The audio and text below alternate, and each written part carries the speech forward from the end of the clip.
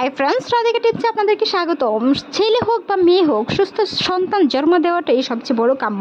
তবে কারো কারো ক্ষেত্রে সেটি অনিবার্জিত হতে হলেও কিছু সময়ে আমাদেরকে ছেলে সন্তান কিংবা মেয়ে সন্তান নির্ধারিত করার একটি মুহূর্ত চলে আসে।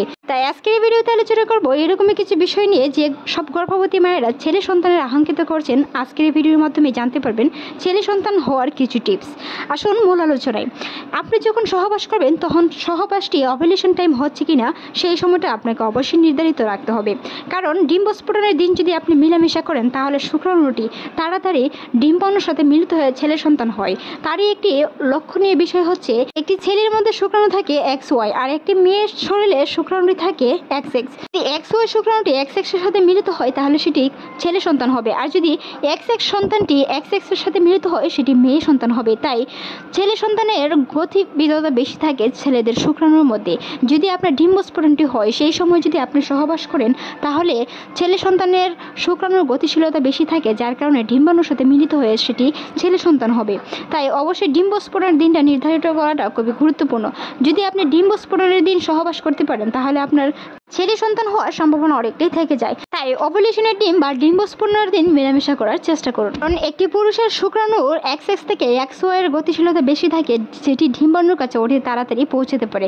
যদি আপনি ওভুলেশনের টাইমের আগে মেলামেশা করেন সেই ক্ষেত্রে কিন্তু আপনার কন্যা সন্তান হওয়ার সম্ভাবনা অনেকটা বেশি থেকে যায়। তাই ওভুলেশনের দিনই আপনাকে সহবাস করতে হবে। যদি আপনার ছেলে সন্তান জন্মদানের পরিকল্পনা থেকে থাকে তাহলে অবশ্যই আপনাকে ডিম্বস্ফোটন বা ওভুলেশনের টাইমটি আপনাকে নির্ধারণ করতে হবে। আর সেটি নির্ধারণ করার জন্য বিভিন্ন ধরনের লক্ষণ নারীর মধ্যে প্রকাশ পেয়ে থাকে। ওভুলেশনের টাইমটি হচ্ছে আপনি যেই তারিখ মাসিক হয়েছেন সেই তারিখ থেকে ধরে 13তম দিন থেকে 18তম দিন পর্যন্ত, তার ভিতরেই ওভুলেশন টাইমটি হয়ে থাকে। যদি আপনার বুঝতে অসুবিধা হয় তাহলে বাজারে বিভিন্ন ধরনের ওভুলেশন কিট কিনতে পাওয়া যায়, সেগুলো ব্যবহার করে আপনি দেখতে পারেন আপনার ওভুলেশন টাইমটি হয়েছে কিনা। যদি আপনার ওভুলেশন টাইম হয়ে থাকে তাহলে অবশ্যই সেই দিন মেলামেশা করার চেষ্টা করুন, যেটি ছেলে সন্তান হওয়ার আশঙ্কাটা অনেকটাই বেশি থেকে যায়।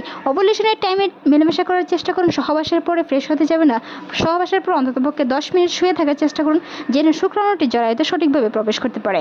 আর সঠিকভাবে প্রবেশ করার ফলে আপনার ডিম্বাণুকে নিষিদ্ধ করে একটি ছেলে সন্তান হওয়ার সম্ভাবনা অনেকটাই থেকে যায়। সহবাসের পরে ফ্রেশ হতে যাবে না, হুট করে উঠে যাবেন না, অন্ততপক্ষে 10 মিনিট শুয়ে থাকুন।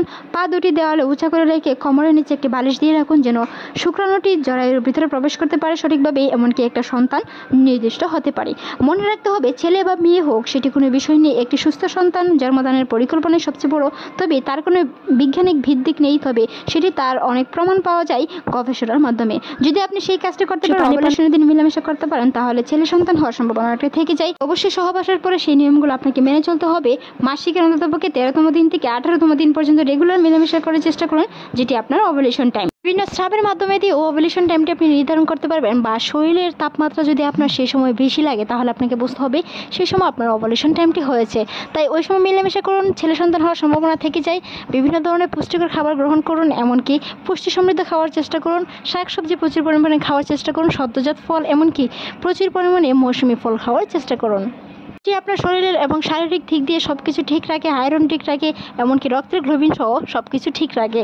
সব কিছু ঠিক থাকার কারণে ডিম্বাণুটি সঠিকভাবে নিষিদ্ধ হবে একটি শুক্রাণুর সাথে, যেটি হেলদি শুক্রাণুই নিষিদ্ধ হয় একটি ডিম্বাণুর সাথে। তাই হেলদি শুক্রাণুটার জন্য আপনার XY থেকে সেই বিষয়ে আপনাকে খেয়াল রাখতে হবে। পুষ্টি সমৃদ্ধ গ্রহণ করা উচিত, এমনকি প্রচুর পরিমাণে পানি পান করুন। আজকের এই ভিডিওটি এই পর্যন্ত। ভালো লাগলে আমাদের চ্যানেলটি সাবস্ক্রাইব করার অনুরোধ রইল। সেই সাথে আপনার মূল্যবান মতামত জানাতে অবশ্যই ভুলবেন না। ভালো থাকুন, সুস্থ থাকুন, রাধিকা টিপসের সাথেই থাকুন। ভিডিও দেখার জন্য ধন্যবাদ।